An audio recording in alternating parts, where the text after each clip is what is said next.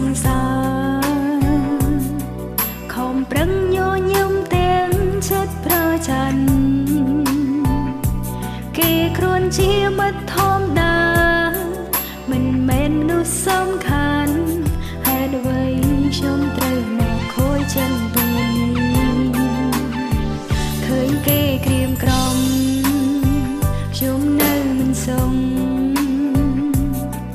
មិនដឹងជាកាត់តងរឿងអីដែរមិនយល់ពីចិត្តខ្លួនឯងជាមិត្តឬជាស្នេហ៍នឹងត្រឹមតែបានមកគេមិនបានបេះដូងមិនស្ដាប់បងកូនប្រឹងហាមខត់មិនបានឈ្មោះគេដណ្ដើមជាប់ក្នុងអារម្មណ៍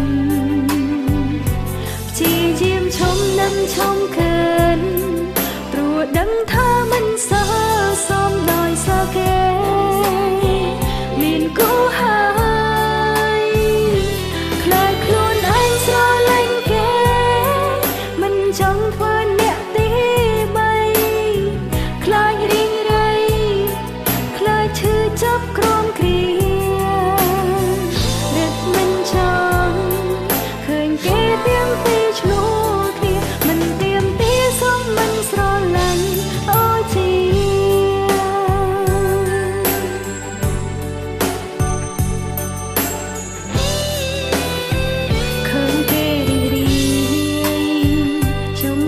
សប្បាយរាល់តុងព្រួយទាំងឡាយរលាយអងគេគឺជាមនុស្សល្អជាសូភាពបរំតែបែងដងគេគ្មានចំឡំសល់បេះដូងមិនស្ដាប់បងកូនប្រឹងហាមខត់មិនបាន